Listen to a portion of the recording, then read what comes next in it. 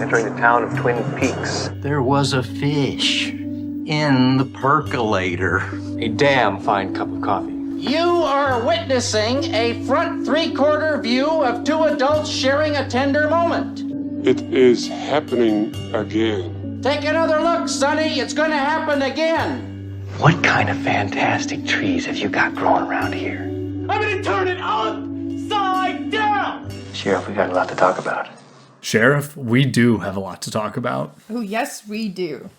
I have a lot of notes for these episodes. I also have a questions. lot of notes and a lot of plot description, and a lot of stuff happened in a very short amount of time, I will say. And I think I kind of struggle with that because I'm trying to find the balance of like how many notes I need to take to remember things. And I started taking so many notes that like then I would miss things on the show. And we had to pause the second episode so many times for me to be like, wait, what did they just say? I was typing something else and then I missed it. And so I'm kind of trying to find the balance of like genuinely just watching and enjoying the show, but also like taking notes so I can remember and podcast on it. I think, interestingly enough, you need to take a note out of Agent Cooper's book, which is just dream about it and let it come to you, because there's so much coincidence that goes his way in this episode. Unfortunately, we just watched it and now we're recording, so there was no time for the dreams to come to me, Matthew. Well, if you are joining us and you are unable to read, this is Welcome to Twin Peaks, the Horror of the Hannah Twin Peaks rewatching for the first time podcast. Rewatch along with us, and we solved this thing. This week we were watching episodes 3 and 4, which are really episodes 4 and 5. It's confusing. Once we get to season 2, it'll make more sense. The numbering is still just so exhausting to me. But can I do a little background for us? Yeah. All right. So the first one is season 1, episode 3, which has a name, Rest in Pain. I recently learned that all of the names were not Lynch's original names other than Northwest Passage. Because what happened was in Germany, they had German names for them that they added, and then they were retranslated to English. So anytime I tell you the episode name, it was actually just selected by Germany, the country, or whoever was producing it there, and gave it that. So all these names are not a Lynch selection. Interesting. But we're still going to go with them because they're fun, and when you pick an episode, you probably see it. So this episode was written by Harley Peyton and directed by Tina Rathbone, who I think both went on to work on some other stuff with Twin Peaks. They're not huge names in the industry. Gotcha. But this is classic TV where you actually have different writers every episode. Yeah. Different directors every episode. And it's kind of fun to see the different styles and see people try to emulate Lynch in some ways. No one ever does it like him. No. But I like this for TV, and I think it's important. So okay. Yeah. This episode aired on April 26th, 1990 to 16.7 million viewers, down from the 19.2 from the last episode. Tough, but like that's how season 1 goes. It very much is. I want to keep going through it because it's going to be interesting, and then to hopefully we'll be able to get statistics on Showtime when the return comes back. So, yeah. So that's our episode 3, and we'll be covering 2. Episode 4 was named The One-Armed Man. It was written by Robert Engels, who actually would go on to co-write Fire Walk with Me. Okay. He's going to come back a couple times. Yeah. And directed by Tim Hunter. It was released or aired May 3rd, 1990, so a week later, TV at the time. And we're not doing this bullshit Stranger Things where it's, 4 years apart. And, God. Episodes come out all at once. Anyway, and this was aired to 17.4 million. So we're up this week for The One-Armed Man. That's good. That's good. Yes. Interesting. Yes. All right.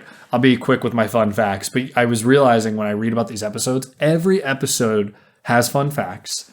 Every episode has production secrets and quotes from the people who wrote and directed, because it's different people every time. So this next episode introduces Maddie Ferguson, who is Laura's identical cousin, played by Cheryl Lee. So what? Which, personally, I am pumped to have Cheryl Lee back in the show. I think she's mesmerizing. I get like goosebumps when she acts in this. I even said it to you in the middle of it, where I was like, something about her. I mean, I am curious. Like, do you like her performance?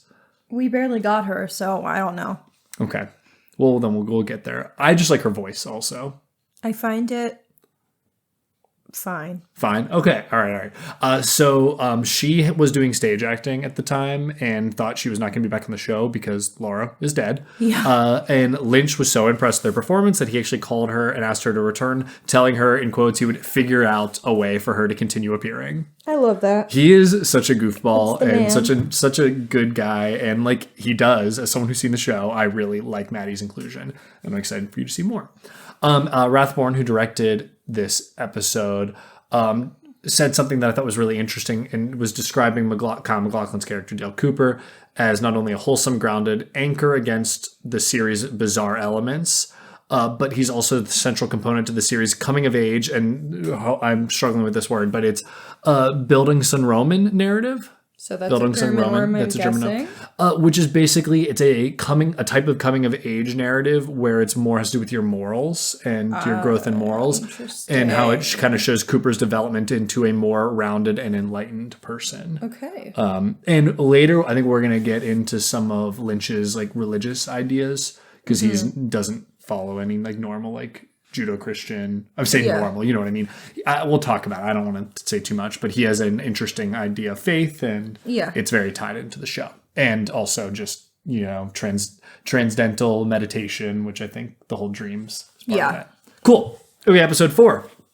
So this is just a fun fact about the writing process. Engels, who was the writer of this, said he found the pace of the series writing to be quite fast, noting that Frost and Lynch would outline the plot of an episode in a matter of hours. Oh my gosh. Which, holy hell.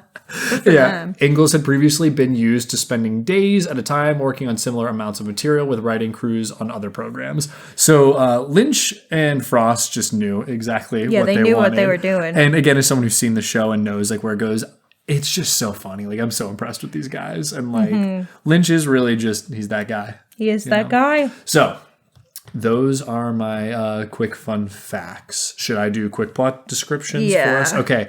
I always say bear with me before plot descriptions. Too much happened in these 2 episodes. So they're a little longer. I'm aware because my notes are insane. This will just be a quick refresher for you. Okay. Are you ready? Especially because we watched episode 3 a while back. So starting with episode 3, to impress Cooper, Audrey reveals One-Eyed Jacks may hold a clue and that Laura and Ronette both worked at the perfume counter at Ben's department store. Truman and Lucy meet Cooper for breakfast, where Cooper insists his dream holds the key to solving the murder, but admits he cannot remember what Laura told him in the dream. Motherfucker. Albert raises the ire of Truman and Dr. Hayward by refusing to allow Laura's body to be released for her funeral, leading Cooper to step in on their behalf. Truman punches Albert when Albert's, being a jerk, because he is a little bit in these episodes. Laura's cousin Maddie arrives in Twin Peaks for the funeral. Cooper questions Leo, who has an alibi for the night of Laura's murder. At the funeral, Bobby angrily blames the townspeople for not helping Laura when they all knew she was in trouble. Truman introduces Cooper to the Bookhouse Boys, a secret society investigating the passage of cocaine into Twin Peaks, who have identified the Roadhouse bartender Jacques Renault as a supplier. Bobby and Mike owe Leo money for cocaine, but the money is in Laura's safe deposit box. And Dr. Jacoby admits to Cooper that Laura was one of the only patients he actually cared for. Meaning he's kind of just like a fraudulent person. That is tough. Yeah, he's an interesting character. So that's episode 3. Episode 4. Cooper realizes that Sarah's vision of the gray-haired man was Bob from his dream. Jacoby admits Laura's problems were of a sexual nature and that she mentioned a man who drives a red sports car. Laura's corpse has extensive bird bites and a poker chip in her stomach bearing the letter J, which Cooper connects to One-Eyed Jacks. Hawk tracks down the one-armed man from Cooper's dream, a shoe salesman named Philip Michael Gerard, who seems to know nothing about Mike and Bob. However, he does have a friend named Bob, a veterinarian, which Cooper connects to Laura's bird bites. Josie discovers that Ben-Hur is plotting with Catherine. Shelley gives Leo's bloodstained shirt to Bobby, which he takes to Jacques' apartment to frame Leo for Laura's murder. Going through the veterinarian's files, Andy finds a bird that matches the description of Laura's bites belonging to Jacques Renault. Ben meets with Leo, arranging to have the sawmill burned down. James and Donna, having heard of Sarah's nightmare, discovers Laura's locket has been stolen. And Norma's husband, Hank, is paroled and has a very suspect phone call with Josie. Mm-hmm. Oh, we also see that Leo has a red sports car. Yes. Which, Jacoby was talking about. So these episodes, we already talked about so much happening. We already talked about how everyone is cheating on each other and having this.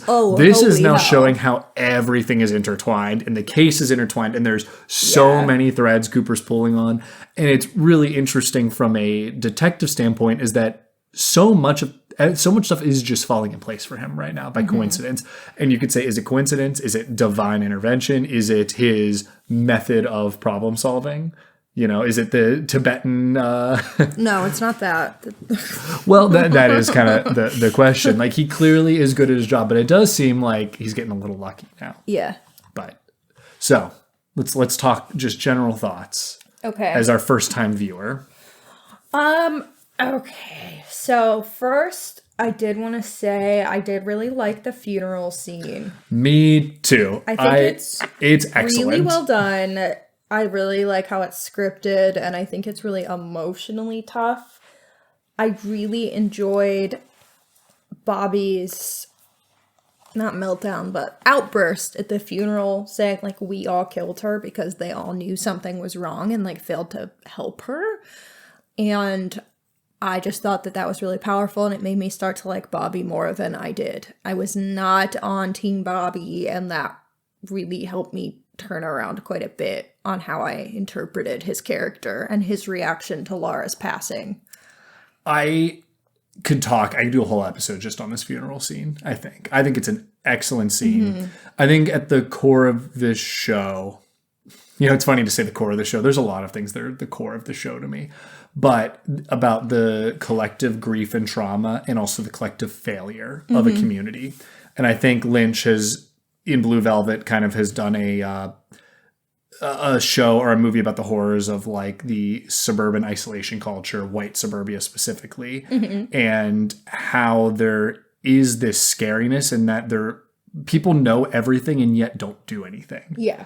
And that's a common thing. And I think people don't want to face that. And he was making viewers of ABC TV face that. Yeah. And I say Lynch. I got to give credit to Frost and everyone else. But like, obviously, that's part of Lynch's work. It's very like bystander effect where like you all know yes. something's wrong. So you assume someone else is going to handle it. And then no one addresses the issue. And just seeing this collective grief at the funeral and how every character is handling it differently is exquisite. It would be my word. Yeah. It is so cool and so raw and real. And you get you're so enlightened on why Bobby is the way that he is that he is grieving. He is like going through a hard time, and he's just really bad at coping with it or has been. Yeah. And now you start to really understand. And it's just feels so magic for a show pre-prestige television. Yeah. To really get that. And I'm glad that you got that feeling. Sorry to rant. I just think the whole funeral is so good. Yeah, I agree. Even like the priest being like, yeah, I've like known Laura my whole life and like, saying all this stuff. Difficult for me to be doing this. And he makes a joke about how she said he would talk too much, so he's not going to try to do that here. Ugh. And that's when Johnny comes in with the amen. And then Bobby does his outburst. And I love it. Everything's so good. So sorry. I agree. Didn't mean to steal your thunder. I just needed to say things about that scene. Yeah. I also had that, though, is that like the town killed Laura. It is one of my notes, at least at this point. This is, and as someone who's seen it, I do think I agree that there were a lot of people that should have helped. And I feel that guilt. Like the show makes me feel the guilt. And I think it's really cool that it can do that. I agree. So, all right, give me some more thoughts. I do think it's really impressive how everything is weaved in together and how every passing episode you obviously find out how interconnected these characters' lives are. Suburbia once again. Yeah, I'm just like, it makes me think like, what were they doing to plan all this out? Like what kind of Charlie string map on the wall was happening here? I mean, you know what Lynch has always quoted saying, if you have an idea, you better write it down. Yeah. And he says a couple other choice things about it. Yeah. It'll lead you to suicide if you forget a good idea. It'll lead you to a strong desire to commit suicide. Which is such choice words, but, but yeah. It was very Pepe, Sylvia. Yes. It's like how I imagine this being mapped out. And it's just really impressive. And I'm excited for you to see more as the twine is unraveled. This is very a true whodunit with even more like emotional core to it. Yeah. And I think that's so cool. I just think this show is cool. I will say, I feel like I'm such a sycophant for this show because every episode, whether the episode's like good or not, there's something that happens and I was like, this show is so damn good. Yeah. And I look at you and there's just these special moments. And I think that's like what really sticks out to me. My last thought that won't come up in any other section of our discussion is, do I like Josie, or is she just so beautiful that I can't process my thoughts when she's around? Like, No, this she's so stunning. you And could say that like, on every woman in Twin Peaks. I know, though. but she in particular, like, she's so beautiful. She feels so like demure, very mindful. She's like very like quiet in the way that she like speaks, and like sophisticated in the way she presents herself. And so like these other characters have like very blatant mess going on in their personal lives, and she's not like dramatic like that. Like she just seems put together, and so it's really hard for me to process her. She's right almost now. like a subversion of a femme fatale. Like, she kind of gives the vibes of that, but everything about her seems so sweet. Yeah. But I will tell you, hold on to that question. I don't want to say too much because I do think there is an air of mystery about her. Yeah, for sure. And I think you are being distracted by her beauty, and I don't think you're the only one. Yeah, and I I'll think leave it that's at probably pretty common. That. I wanted to ask, what do you think of Albert at this point in the show? I don't care about Albert, really. He seems like a grumpy bitch. He is. Well, yeah. Who's good at his job? The thing is I understand, like, I'm like kind of bring it together, like you're being too much right now, but I also understand where some of it's coming from, like him not wanting to release the body for the funeral because he's like, I have more to find. You guys can't take her body when there's like more to find and more to do, and like I don't want to lose these answers. So in that regard, I was like Team Albert. I was like, yeah, guys, like you should have pushed back the funeral, but I know it's a really tough situation all around. But I'm like, keep your behavior in check, Albert. Simmer down. I like Albert. But at this point when watching the show, when Truman knocks his That was dog off, hilarious. I was like, let's go. I will say I think you'll grow to like him later, but I'm just curious because I can't put myself I in the don't shoes super of care about him. Okay. Is where I'm at. All right, that's fine.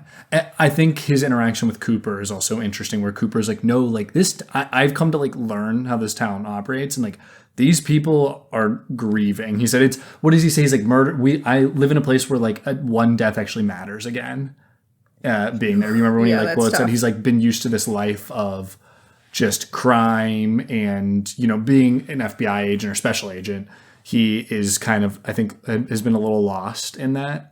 Kind of similar to some vibes of the movie Seven, to be honest, with Morgan Freeman's character. Yeah, I see that.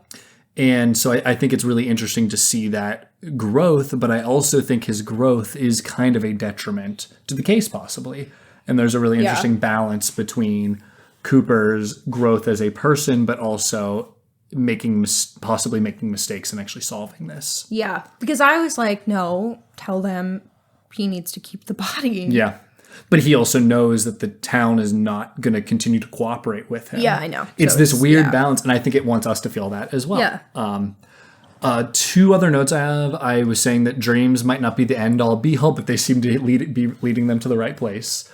Because Obviously, Coop's dream and Sarah's dream both had Bob in it. And they've now found, what's his name, one-arm shoe salesman who talked to him in his dream but does not know what he's talking about. So, but yet him going to there led him to the vet, which led him to Jacques' bird, and Jacques' bird is connected to biting Laura, and and Jacques is also doing the cocaine, and Leo's involved. So something about the dream was correct. Yeah, is what I will say. Okay, last thing. I noticed something interesting bringing Maddie in, and I realized the show has like kind of an obsession with duality. And I wanted to point out a couple I've seen Maddie, so far. Laura, Bob, Bobby, Mike.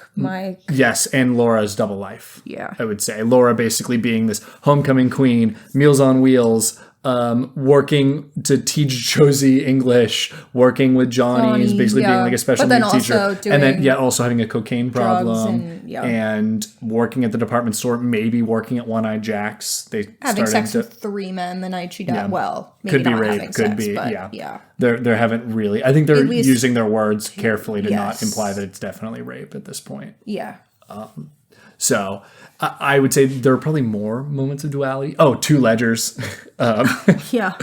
and really everybody leading like a double life. You know, everyone's cheating on someone. So there is a huge duality obsession. I think that this drives it home even more. So, okay, lots of thoughts, lots of things going on. So we are now, let's get to Special Agent Cooper on the case. So let me give me some moments you think are going to matter moving forward. Okay, I'm trying not to duplicate things from this section for things I'm going to talk about later in like my questions. So they might show up in conversation, might not. But fire walk with me. What is the significance of this phrase and the tattoo?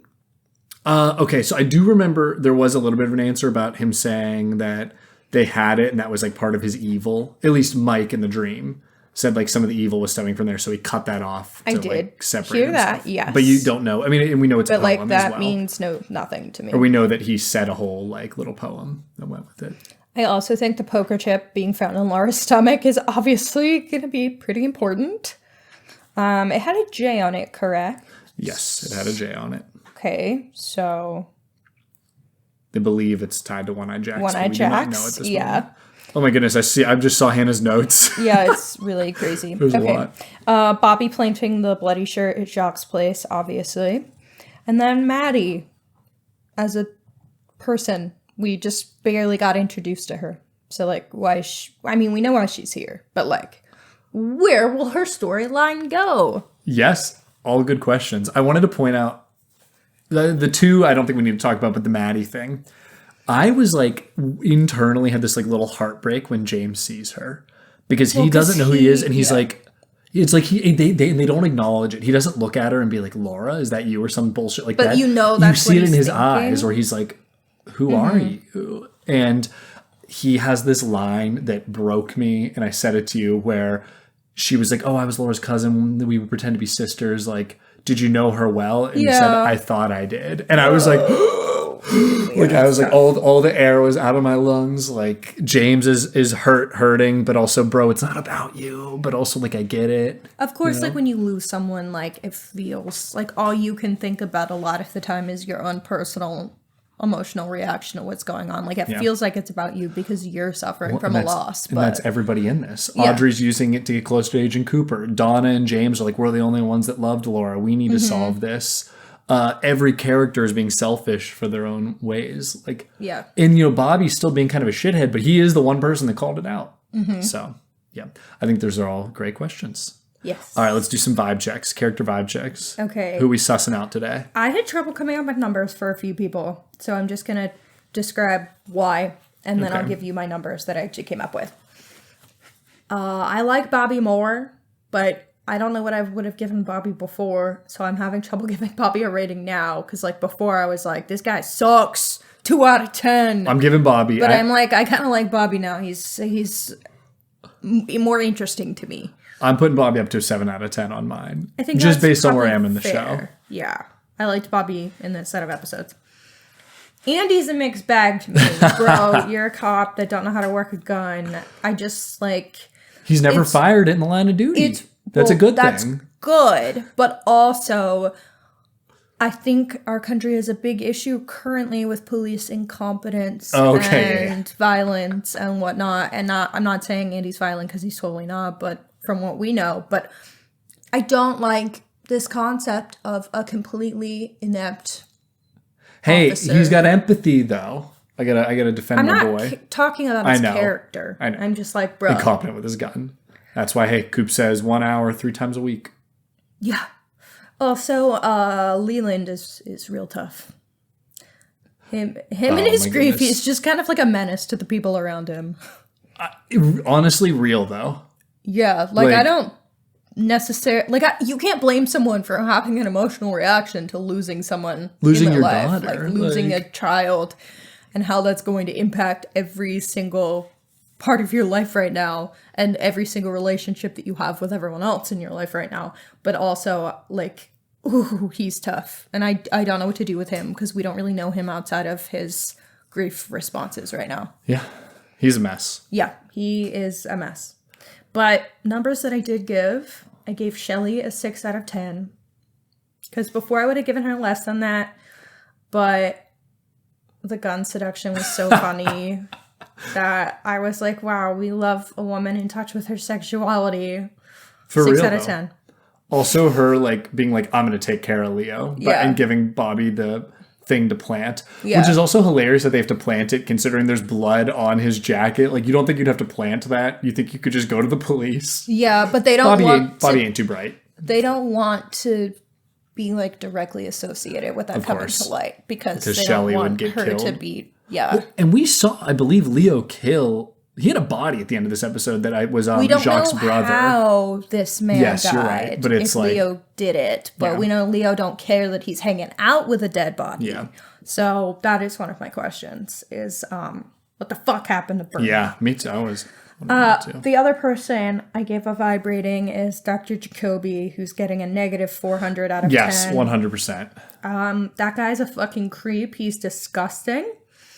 One of the quotes were, "Those are boys. Laura was a woman." Yeah, that made me talking wanna- about an underage child. That was leaving him tapes talking to him Like, and was talking about her sex life to him. And he's clearly not a very good doctor. he's vile. He's so disgusting. Also, those glasses. One Oh, yeah. lens was red, one was blue. That's his I was thing. like, what the fuck is your problem, bro? This show, Everything about him. again, I'm saying I'm going to be a offends me. sycophant, but the show has multiple moments every episode that I'm like, I'm going to throw up in my mouth. And then also multiple moments that I'm like, this is the sweetest, cutest show ever. And it's such a, I really think the juxtaposition is like part of the magic.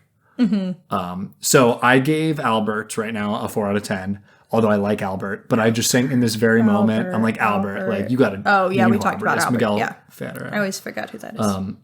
I gave Bobby a 7 out of 10, Yes. and I'm giving Audrey a 10 out of 10, and I have big caps. She is that bitch. She is that bitch. 100% It's that bitch. Her growth. I mean, again, she's doing it for selfish reasons, But she's so much more interesting than she was yes. 4 episodes she was ago. such a brat to start, and now she's like, I want to solve this case because I want to get away from my father, and I want Agent Cooper to take me away with him. Basically, But she's also like being, I don't know, I like the relationship, whether it's authentic in any way or not, that she has with Donna right now. yes. Also, I her find just straight up lying to her dad and putting on this that was performance so to go work sick. at the perfume that department. was what did it for me. I was like, okay, queen. I was like, Go off, Audrey queen. is such a psycho in the best way, who's fully in control at the same time. I'm like, this girl's making sense, even though she's doing crazy shit. So, all right. That's a lot. Yeah. She was great. Okay. So, who's our suspect of the week, Sheriff? I have 2. They're repeats from last week, but Okay. I think they're still leading suspects. Obviously, Leo. Dr. Jacoby followed a man in a red Corvette that Laura spoke to him about, which is clearly Leo's car. Well, Leo has a red Corvette, so yes. seemingly it's Leo's car. He knew her obviously from the cocaine because Bobby directly says in this episode he thinks Leo was giving her cocaine, which implies that he wasn't the one dealing her the cocaine, at least not all of it, at some point in time. The bloody shirt. The only thing is, I guess, I have no idea what that man's motive would be. Yeah. Just don't know what that would be. But that's not... Seems too simple, Other right? people know about the drugs. Yeah. And he's a shithead, but I He's don't awful. think... We know he's a violent shithead, but we don't know more than that. So I don't know what his motive would be. The other person that I have is Ben Horn, because I hate that guy. I just hate that guy. But the poker chip in her stomach is real tough. She also worked for him at the perfume counter and potentially at, One-Eye Jack's. And he's just a criminal creep. He's doing constant illegal shady shit. Oh, yeah. Yeah, when I think about One-Eye Jack's and how there might have been underage girls working there, I want to get sick. I want to throw up. I want to hit that guy in the face. I want to and his kick him dumb in his brother balls. Jerry. I want to... Yeah. Also, can we talk about names for this show for first-time viewers? I love Dale Cooper, DB Cooper, Harry S. Truman, Ben and Jerry Horn. Yeah. It's very silly. All right, I think those are all all good suspects right now. Okay. Leo is so suspect. Too easy, though. Yeah, but I think it's way too easy. Way too easy. I mean, my first watch, that was someone, I was like, how could it not be this guy? And then I was like, this is That's just so such easy. red herring. I was just watching another, like, a new thriller show on Netflix. It's based off a book that's written by an author I've read, but not that book. And the whole time I was like, too easy, too easy, too easy. And then I'm like, oh, but if it's one of you guys, I'm going to feel dumb for dismissing you because it was too easy. It wasn't any of them. All right. It was the mom who was faking having Alzheimer's to get away with, like, doing murders. Gross. All right. Yeah, she would, like, leave the house, go commit a murder, strip her clothes somewhere, and then walk along the street until, like, an ambulance or someone pulled, like, a cop car pulled up to be like, ma'am. And then they would take her home and be like, you guys got to get, like, a senior alarm on this woman. That's like Walter White doing his fugue state thing. After Yeah. he disappeared. Okay. Crazy. So, Sheriff, who are you trusting with your coffee this week? I am trusting Audrey Horne. Really? Great pick. I think that... I do think She is that bitch. She is that bitch. I do think if you're being a shithead, she'll spit in your coffee. I think that she just is going to call it like she sees it. But if you're not a shitbag, she'll take care of your coffee. She might make it better. Oh, yeah. What episode was it where Ben was like, I lost Laura 2 days ago. I lost you years ago. Yeah, to his that own was daughter. And I was crazy. like, I'm going to punch you in the face, sir. Yeah, but it's fuck that right. guy. She's getting him back right now. Yeah. All right. You know who I'm trusting? I didn't trust him last week with my coffee, but this week, the only man I can't trust is Pete Martell. You did trust him last week. No, with that your was, I think that coffee. was someone else. No, I trusted someone else last week. I can't remember who it was. It wasn't him, though. It was Bobby's dad. It was Bobby's dad last week. I'm not trusting. Pete had the fish in the percolator last time.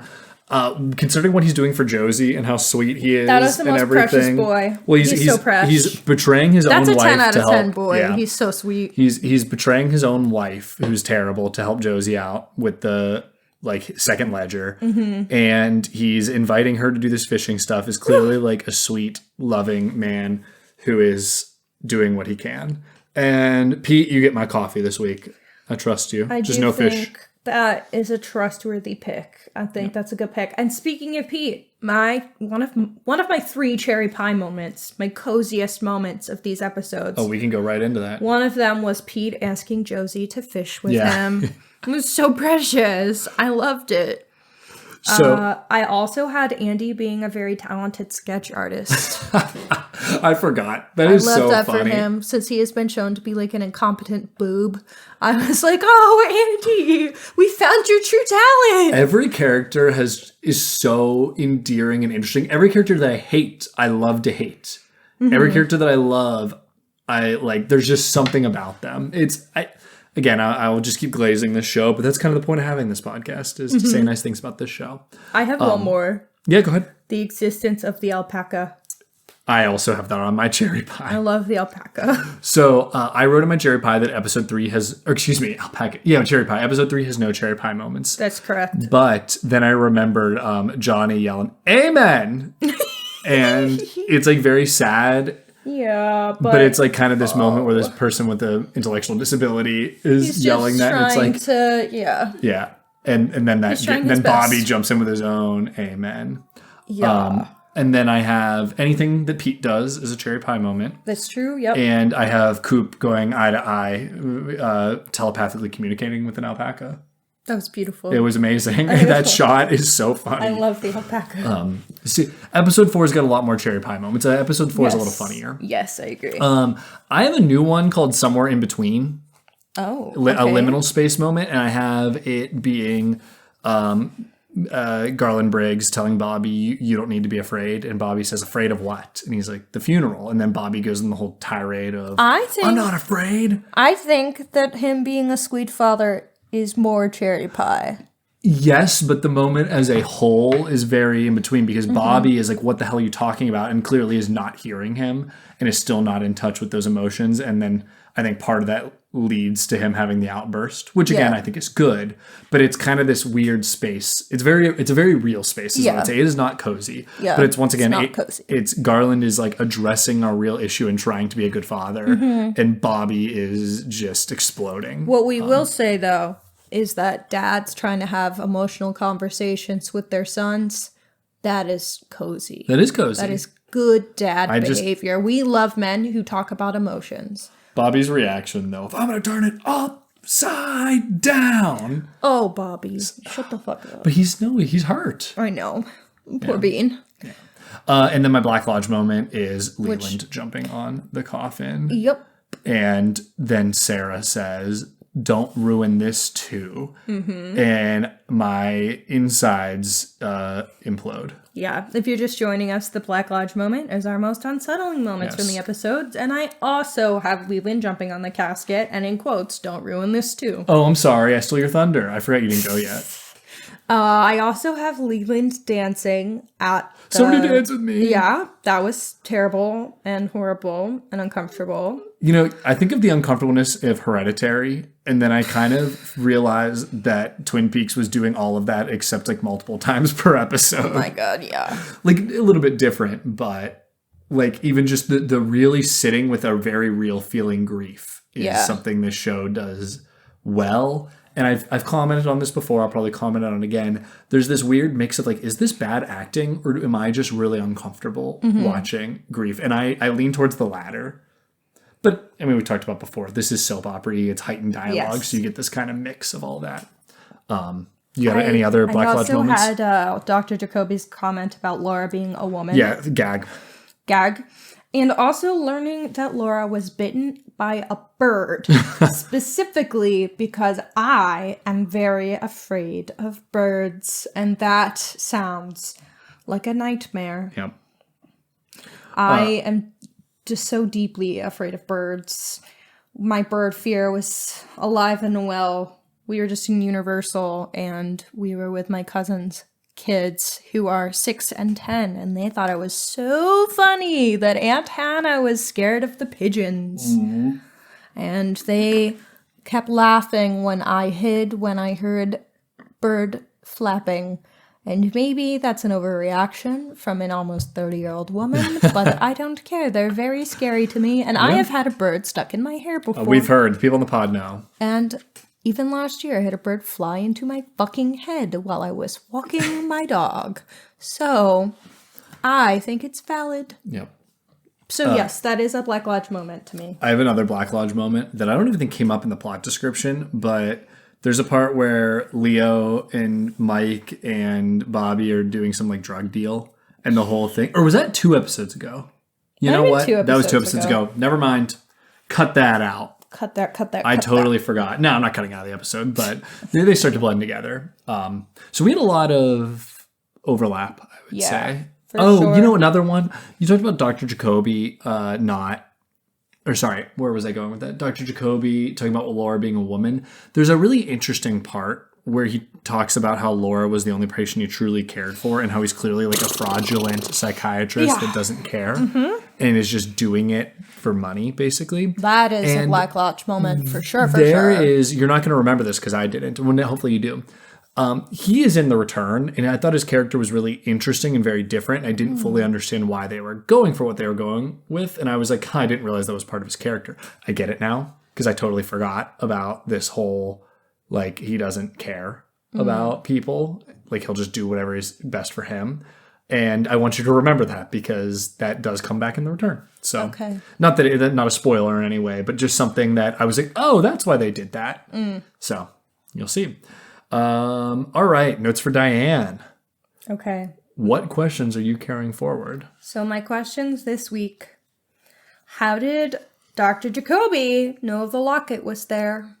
That's a great question. And to be honest, I don't remember. Oh, great. Yeah. Why was Laura pecked/bitten by a bird? That's a great question. Carry that one forward. Okay. Who is Bernie? Who killed Bernie? Why? I guess we know who Bernie is. He was related to Jacques' brother. Okay. I think he was the one that they had in with the bookhouse. Whenever they like interrogated that kid, they were like, "Where's your brother?" Yeah. Okay. I'm pretty sure that was him. I don't remember who killed him, so yeah. I mean, I'm sure we'll get answers. But it sounded like Leo did. He was like, "I told him that if you ever but it wasn't like 100% clear. So we'll see if we get. And he said Jacques taking a long-term whatever in Canada. Yes. So like Leo might be the one running this operation is kind of what it's feeling like. Yes. How long have Laura and her mother had quote-unquote dreams? I want to... You're going to be carrying that forward for a long time. I know. So maybe don't carry that forward. I'm thinking... No, I don't think that's a spoiler to say. That's a fantastic question that I never... I didn't think that would be... I think that's a fantastic question that I didn't think of, and I love that you thought of that. But yeah, I think that is a overarching series question. I kind of beyond assumed who killed that Laura because Palmer, there's a lot about dreams, like we discussed with Agent Cooper's relationship. You gave me a dreams little too. goosebumps asking that question. Ooh. So yeah. What is Josie and Hank's relationship? You got a lot of questions. I do have a lot of questions. Yep. We already talked about this. What does Fire Walk With Me mean? Did Laura work at One Eye Jack's? Obviously, that's just like a yes or no question that I'm sure we'll get an answer to. There's a detail that they mention that the killer washed his hands and then leaned in for a kiss. They're inferring that because they found soap residue on her body. On her neck. On her neck.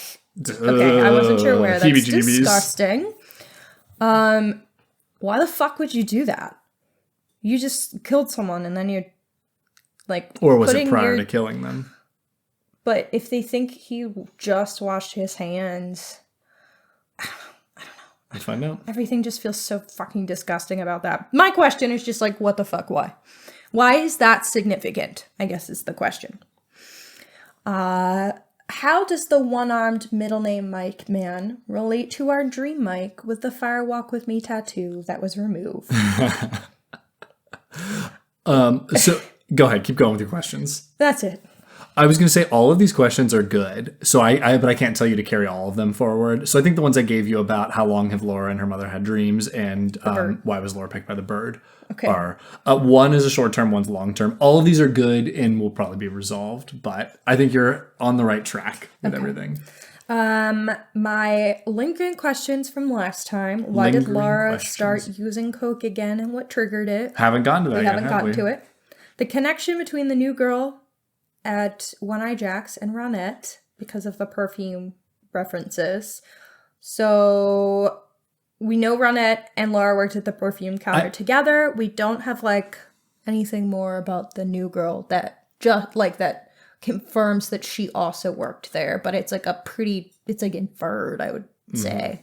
But we don't know the relationship. She's freshly scented from the perfume counter. Yes, but we don't have more of a relationship than that, like established. So I don't know. I think you could put the pieces together on this one, though. Without. I'm guessing it's another person that was victimized by whoever victimized. Maybe not. Okay. Well, we'll hold on to the question. Yeah, okay. We had the question, what are the files Josie was looking at in the hidden safe? That's obviously the two ledgers. One was the real numbers and one was the cooked books. To make it look like it's failing. And so now can remove that from our ongoing list of questions. And now we know from this episode that Catherine and Ben are working together to have Pete burn it down to make it look like Josie's trying to do arson to get an insurance payout, which is why they have a failing book. Because it was like, it's failing. She did arson so that they can buy up the land to do whatever big deal he wants to do with the Icelandians now. Direct quote, Josie Packard torches Mill for insurance fraud is what they want the headline to read. And our last remaining question, which definitely doesn't have an answer, is does the specific letter R under Laura's nail have significance? Keep on holding on to that one. A couple of these I really liked that you asked them, but they are going to be like long term. So I'll be excited. It'll be good to have some long term ones on there because I'll be excited when we actually get to them. You know. Okay, so let's rate these episodes. Okay, the first one. The funeral episode, I think, is a damn fine cup of coffee. So do I. I have this as a damn fine cup of coffee. Wow. I mean, no, it's just a rate. It's the same damn fine cup of coffee as all the other damn fine cups of coffee. Okay. And the second episode, I had a lot more trouble focusing on the second episode, and I don't know how much of that was like the note taking versus like the quality of the episode. So it's not a damn fine cup of coffee. I don't think it's any worse than a lukewarm latte, though. I'm not sure where exactly I'd place it. I have episode 4 as a lukewarm latte. Okay. And it's not that it's bad. It's not bad by any means. Even calling it inferior stuff, it's a necessary evil of TV. Some episodes are just going to be more about establishing characters, establishing plot lines, and like tying threads together without having some major significance or some major moving moment for you, where I feel like some episodes do. So that's the only reason it's there. It's still a good episode. Yeah. I also will say I really thought some of the camera work in this episode was good, and I liked some of the flair that this director went for. I think I struggled to like notice those details because you got a lot going on. My face was like glued to the fucking laptop at times to be like, note. There were some fun like Dutch angles and some interesting pans and zooms with characters. I did notice a few of them where I was like, ooh, was that almost a dolly zoom of sorts or what? I do have to say, I love that this show is not shot like a TV show. Mm-hmm. That's why, I mean, what was it, $1.1 million an episode, they said? So crazy. That's why. Okay, well, I think that does it for our episode. Okay. So, is there anything else? I think that's all I have to say right now. I have a lot to process. So, for sure. Everyone out there, let us know what you thought. Write in, call in, whatever. Text us, message us on Insta. We'd love to throw in some of their thoughts into an episode. Of course. So, but that being said, this was Welcome to Twin Peaks. Thank you, Special Agent Matt. And thank you, Sheriff Hannah. We'll catch you on the next one. Thank you for listening to Welcome to Twin Peaks, a Twin Peaks rewatch podcast from Horror Hour with the Hannahs. If you liked the episode, please make sure to give us a 5-star review on your favorite podcasting app. If you'd like to call into the show, call us at 215-821-9584. You can find us on the socials at Welcome to Twin Peaks Podcast on Instagram or at our original account at Horror Hour Hannahs on TikTok. Come back soon for more coop, coffee, and cream corn.